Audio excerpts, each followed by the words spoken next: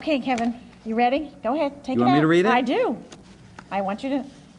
Ladies and gentlemen, the 2013 Marion County Teacher of the Year, from Howard Middle School, Tim Jones.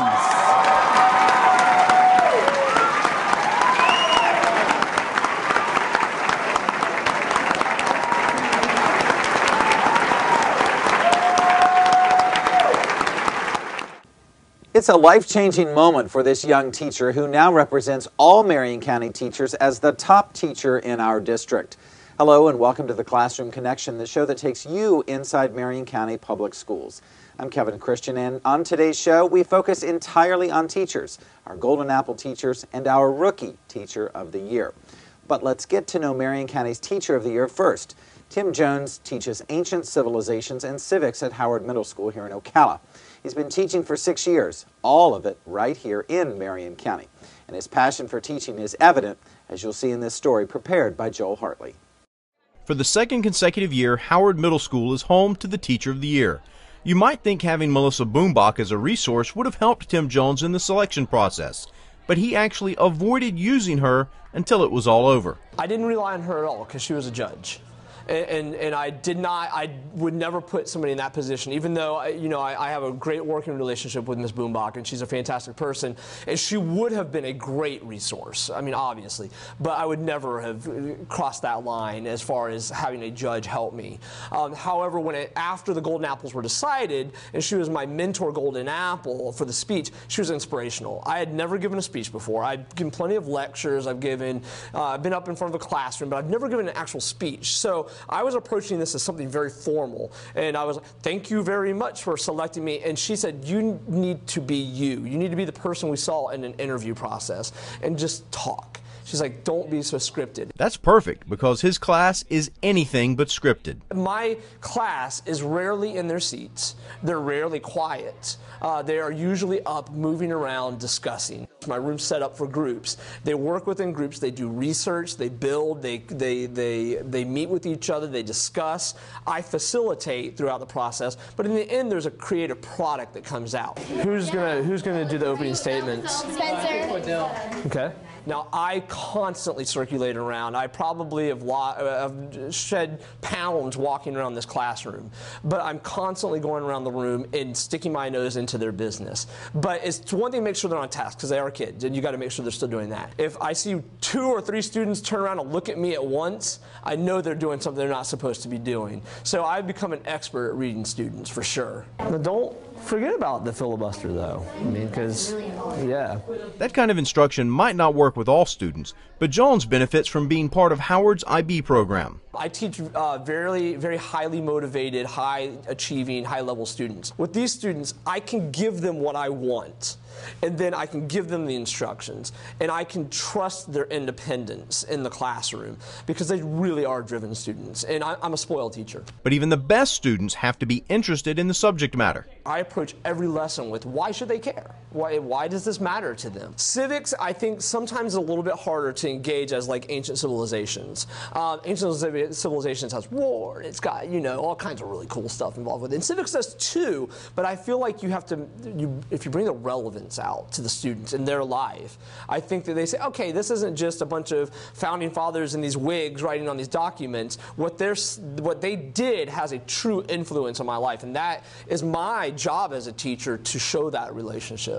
The selection as and presentation of a Golden Apple is supposed to be a surprise, but Jones had a hint he might be getting a visit to his classroom. Mr. Hensel had called my wife, and because they have the families come in. He didn't get a hold of her, so he left her a message, but it was a very cryptic message almost. It said, this is Mr. Hensel from Howard Middle School. I need to speak to you about Tim.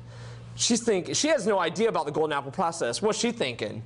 Emergency, emergency, emergency. And so she did something that she never does. She never texts, but she texted me, and it said, are you okay? And I said, yes, I'm fine. But right then, I was like, hey, they have family involved in the Golden Apple process. Why would my principal be contacting my wife? And she tried to come up with this cover story. You know, God bless her, but it just was not great. And so I could have, when I got home that night, I could have probably gotten it out of her, but I wanted to respect the fact that she was supposed to keep a secret, which is really, really close to impossible for her. So I did not pry. Tim now joins us here in our studio. Tim, congratulations, Teacher of the Year. What an honor. It is. Thank you very much. It's an honor to be here. You're sitting in that front row. Fortunately, I was the one who got to announce your name. What went through your mind? Well, just stunned disbelief and shock. It was really just, and I say it's a surreal moment. I wasn't bold enough to say I'm going to win this thing, you know. I mean, and the competition and my fellow Golden Apples were just incredible people and incredible educators. So it was really stunned disbelief is the best description for that, I would say. What do you remember from that night? Do you remember all After of it? the announcement, after the announcement, it was truly a whirlwind. It was, you know, going to pose in front of the car and posing with people for pictures, and it was really an awesome moment, top 5 moment in my life for sure. But what I remember about the whole evening is how the foundation, the Public Education Foundation, and the business partners really went out of their way to present an awesome evening to honor Marion educators. It really is a beautiful event and elegant at the same time. Oh, for sure. But this year, you've already mentioned it, you got a brand new car to keep forever. Yes, I know. What's that like? Well, when I picked it up from the dealership and I was in it, my wife was like, I feel like we're in a rental car. It's like, because yesterday we didn't have the car, and today, well, hey, you have a new car. Just like that, without going through the process of looking for one and researching and haggling with, you know, somebody over a price. It was, here's your car. So it was awesome. It was a pretty cool thing. Yeah, definitely. How has work changed since you became Marion County's Teacher of the Year? Or has it? I don't think that work has changed. My coworkers are very, very supportive people, and they were, you know, of course, behind me 100% through the whole process. They kept saying things like, "I can smell that new car smell already." So, you know, they were just very proud of me, and they still go out of their way to congratulate me, and it feels great. Sure. What about life in general? Well, I feel busier. You are busier. I definitely feel busier. But as far as life in general, I was stopped in Publix by somebody, which that was neat. That was pretty cool. And saying that he saw my picture in the paper. And at the local coffee shop I go to, they give me a nice round of applause when I walk in there. They haven't named a coffee after you yet? Ooh, they should. See, It'd have to be like a really bold espresso, because that's what I drink. So. I have no doubt about that. The energy level is something else in your classroom. I've been there, not just on the Caravan Day, but when you've held other events. You know, what are your kids saying? I mean, their teacher is not just Howard Middle School's Teacher of the Year. He is Marion County's Teacher of the Year. Well, my students, well, some of them said, well, we knew all along that you were going to win. You know you're going to be the winner. They had a lot of confidence in me. But of course, they only see me. They didn't see the other teachers that were included in that final group. And well, I wouldn't have even won if it wasn't for my students. My students are the primary reason I believe that I'm able to achieve what I have achieved as a teacher. I have a great set of students that I teach. And so without them, it wouldn't have even been possible at all. How do you think this is going to lend to their education? I mean, there's some bragging rights built in. Hey, my teacher's Teacher of the Year. But it goes deeper than that. Well, I think that, you know, through the whole process, I've been able to model to them in a way, like I discuss portfolios with them and the importance of getting a portfolio. We actually work on portfolios in our class anyway. But then we talk about these people coming into the room and how, you know, what their role is in the process and what the student's role is in the process. So they felt like they're part of something, I believe. And but as far as, you know, changing I just think they felt like they're part of the process. And they're proud of you. They are They're extremely proud of me. Absolutely. They, of course, are always asking, when can we go for a ride in your car? And I'll be 16 in a few years. Don't you think that it'd be a great gift for me? You know. So. And your answer is, no. Yeah, exactly. No. A year from now, what do you want to look back on, and what do you want this experience? What do you want to remember about this whole experience? That's a good question. What do I want to remember? I want to remember that the group that I came from within Marian Educators is a fantastic group, and that I should feel honored to be a part of that group. That the Marian Educators that I associate with on a daily basis are just incredible people and incredible love and are passionate about their job. And for me to be selected out of that group is a humbling experience, for one thing. I walk past doors every day of teachers that could easily be where I am as far as Teacher of the Year. And so I just like, I like to keep that in perspective, that these are, I work around a group of professionals. Well said, and humility is always a good thing. Right. What do you want the community, let me back up. There's a lot of people that criticize public education, that say our education system is not what it should be. And no doubt we have some issues that we deal with, but you see it firsthand. You see what students are like. You know what the teaching profession is about. How do you respond to those critics? Well, when you're looking at something as huge as public education, which is this massive sphere of the public sector, of course you're going to find kinks in there. And we wouldn't be doing it a service if we didn't look for issues within it that we can address. But a lot of it is not very well-grounded or reasoned criticism. And I think it comes from people that perhaps have never really set foot into a classroom and aren't dealing with the realities that teachers deal with. The teachers that I'm in contact with and the teachers that I've grown up around, coming from a family with educators in it, are passionate teachers, and they love what they do. We love the students, and we dedicate our lives to improving their lives and to making them good citizens and part of our community and our country.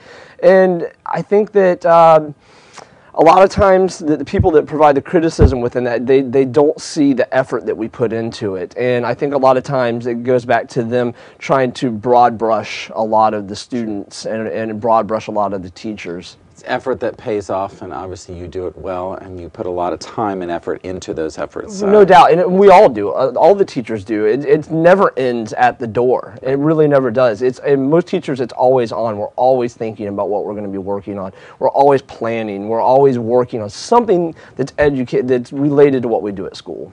Tim, congratulations. Oh, thanks. 2013 Marion County Teacher of the Year. What an honor. It is. It's great to have you here with us today. Thanks for having me. Well, 4 other teachers also received Golden Apple for their classroom efforts. They all spoke at the Golden Apple Gala as well.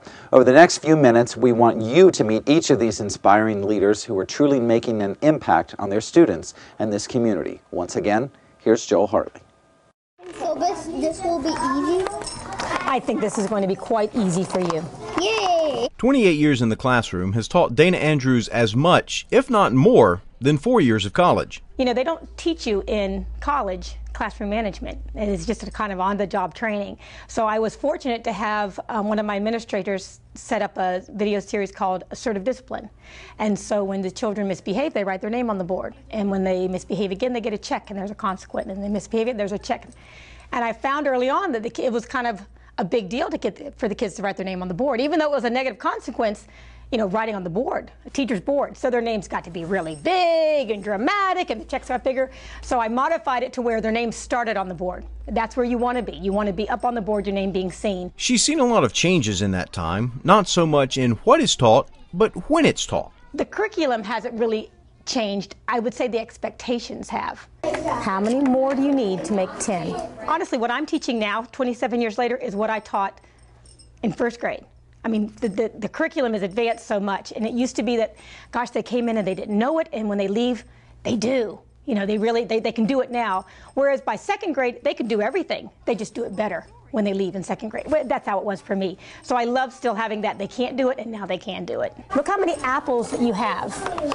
I want to know how many more you would need to make 10. Selection as a Golden Apple is a reward, but also a bit of a sentence.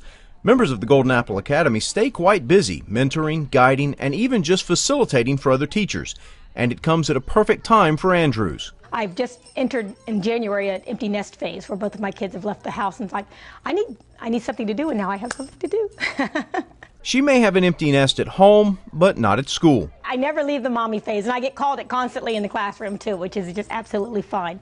So yeah, I I'm lucky in that response that I don't have to miss them being so small, because I have the pitter-patter of little feet all day long in my classroom. Andrews is the second consecutive Golden Apple from Shady Hill. Proof they're doing something right. I would attribute it to the morale. I mean, it is a community of teachers who love what they do, support of our administrators. I mean, even though our administration has changed 3 or 4 people between last year and this year, but that everybody has the same goal in sight. What's interesting is last year's has been a teacher for like 4 or 5 years, and then me with 27 years. So it's really a wide spectrum of teachers at this community that really love what we do, and it shows.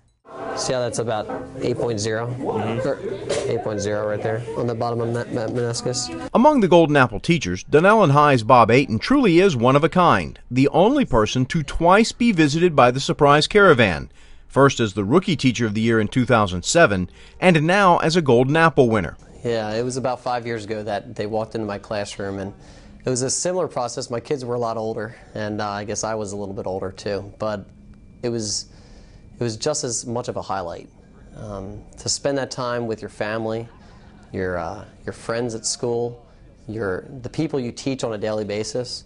There's no better feeling than to share it with the people that really deserve the credit in the whole process. Ayton's path from a lab in Philly to a classroom in Marion County almost sounds meant to be. I was in the pharmaceutical industry, and I was with a small, lucrative company where I was the second and third highest person in that company, being a lab manager and producing drugs that would go on to save lives. But I felt called by God to go into teaching and affect kids' lives real time, one-on-one. I never met anyone that used the drugs that would go on to save their lives, but I've met a lot of students that said I've changed their lives.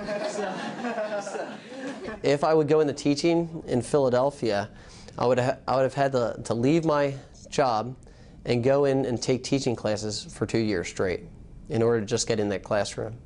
And I felt like I was prepared to be in that classroom with my real-world experience and my work ethic. And I knew that I had a gift of teaching, I had a passion to teach, and all Marion County gave me the opportunity to be able to do that. Ayton thinks what sets him apart is his approach. He doesn't teach the students, he lets them teach themselves. Okay. So we didn't mess up completely? You didn't mess up at all. Oh, okay. If you're having to do it by endpoint, you guys did it perfectly. Rather than a sage on the stage relationship, it's more of a guide on the side. It's a facilitator. They see me as a facilitator of learning.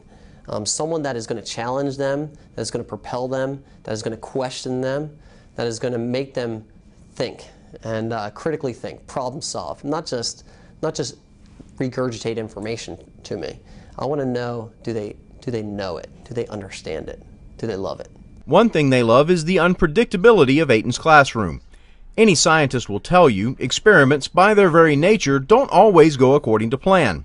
As a matter of fact, the very day he was presented his Golden Apple, an experiment that should have gone like this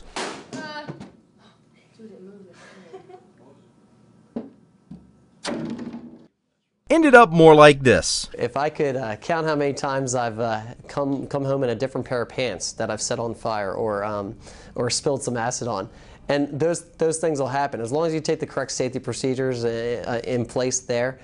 Some things are not going to be perfect there. Hey Jesse, yes, sir. See that pH meter? Yes. You actually have to take that thing off in order for it to work. What? You never told us that. Unscrew cap before inserting But that's what makes it enjoyable. That's what makes it learning. It's that every problem doesn't come out to be a total perfect success, 100% success rate, right? And you're like, that didn't do anything. That didn't do anything. It's that when something goes wrong or something happens, well, why did that happen? That's just a whole nother learning experience there for the student and for myself even. Your group should have all your roles. Okay? Make sure you have your badges on.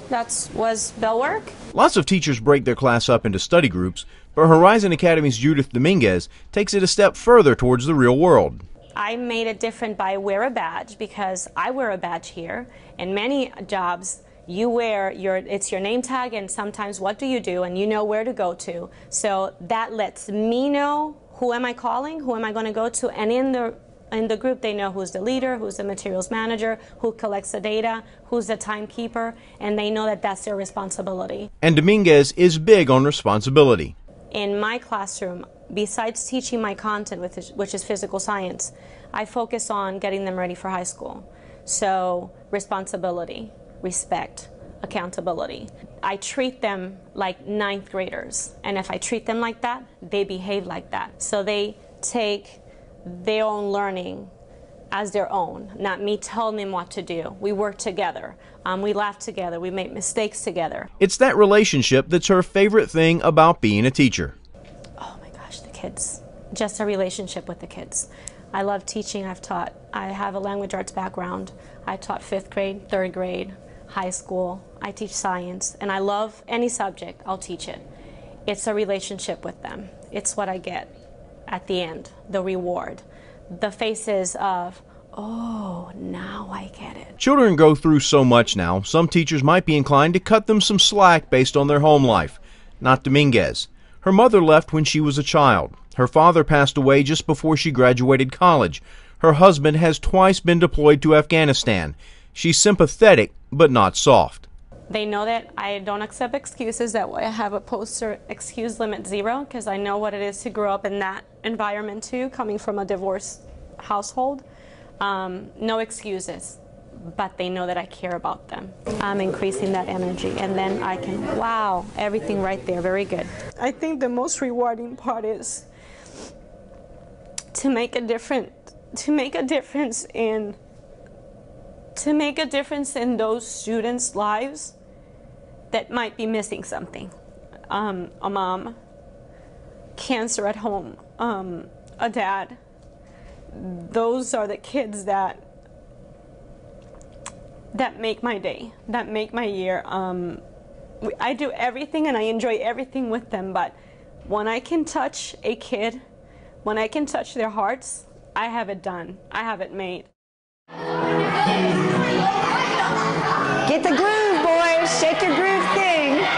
PE teachers in video games have long been mortal enemies, but Dr. N.H. Jones Elementary's Karen Morrison has found a common ground, using a Wii to promote physical activity. What I eventually want to do is let teachers, classroom teachers, check it out and have like a little movement break in their classrooms. Kids that have done a really good job in the class can take a little movement break and see if it enhances their learning in the classroom. You might wonder how getting kids worked up and excited can be anything but detrimental to education, but you might be surprised. All the research says that what we do, getting the blood moving, using both sides, cross-brain activities, enables them to learn in the classroom much better. If they sit all day or physical education is taken away from a student to help them remediate in areas, a child tends to rebel. We all want to get outside and move, and all the research says that it creates more brain synapses, more growth in our brain, so that we can become better learners. So I think that a lot of people don't realize that we're not just out there saying 20 push-ups or 10 sit-ups, or we're getting kids actively enjoying what they're doing, and through what they do, we can create all kinds of connections to reading. We talk about history of different sports that we play. We do mathematical things where they're adding scores or measuring distances of a ball thrown or a distance that they've jumped. So we interconnect with a lot of different areas. Do you even realize you're exercising? When you have the music going up, you can feel your heart pounding and your breath getting really fast. We had one time where we were doing the Macarena dance, and they were doing their multiplication facts while they were doing the movements to the dance, and it was amazing how much quicker they were learning it. My biggest dream is to somehow get kids to do an activity for like 6 to 7 minutes before the FCAT and do a study and see the kids that haven't exercised that come in against the kids that have exercised, and see if we see some improved test results doing that. Morrison isn't the greatest athlete ever, and her willingness to fail in front of her students might teach them the greatest lesson: to try. I can never get out. I'll demonstrate and show them all the time. Whoops, Mrs. Morrison can't do this. You know, I can talk you through, but I'm not an expert at anything, but I'm willing to try anything. And I think that children, when they see that you're able to do that, they're willing to step out and try anything. Each Golden Apple teacher receives a special Golden Apple lapel pin conceived and created by Goss & Son Jewelers right here in Ocala. As the name implies, rookie teachers are new. They have no more than 3 years of classroom teaching experience. 2013's Rookie Teacher of the Year is Randy Hauk from Bellevue Middle School. He's taught language arts there for the past 2 years, his entire teaching career. As Joel Hartley shows us, Mr. Hauk's presence is making a huge difference in the lives of his students. Every day, these restless hands work hard to put food on our table, and I wrote mine about my dad. A journalism major in college who really didn't like school as a middle schooler, Bellevue Middle's Randy Hauk decided to do for others what he wishes had been done for him. I thought about how I felt when I was in school, and I thought about all of the kids that are probably still sitting in classrooms with their heads down or that are drawing on paper as they're working, and I thought I need to reach out to them and help them kind of find themselves, find what they're really interested in. And a lot of them have that hidden talent, that hidden creativity that they're not aware of, and I want them to find that. But how do you make language arts interesting? It isn't like you can blow something up like Bob Ayton does in his chemistry class. The trick is to make it relevant. I try to get them up and out of their seats and get them talking to each other and relate things to their life.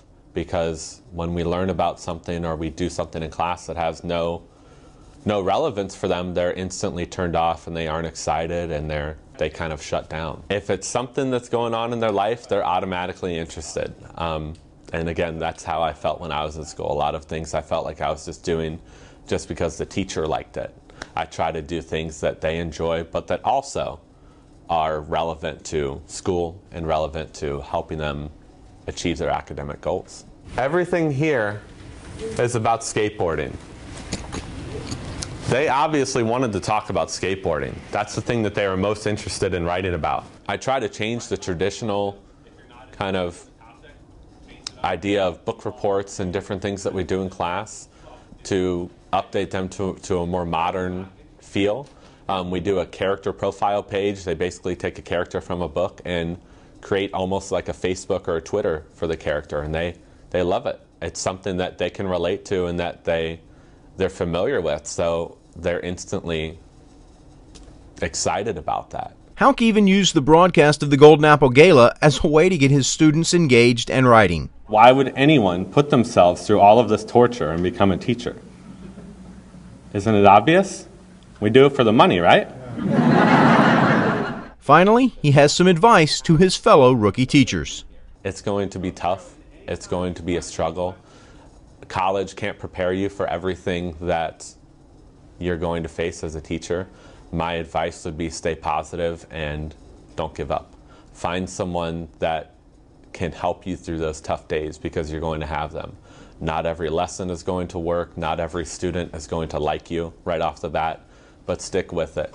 Talk to someone about what's going on. See if you can get some guidance from a veteran teacher. I wouldn't have survived my first 2 years if it wasn't for the teachers at Bellevue Middle School or any other teachers that I talked to. You need to seek help because it's going to be tough, but in the end, it's absolutely worth it.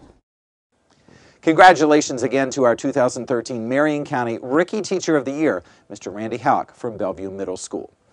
He is a former teacher, administrator, and now leads our entire school district. He, of course, is Superintendent George Tommen, and he's sharing some important information with us now in this month's Superintendent Spotlight.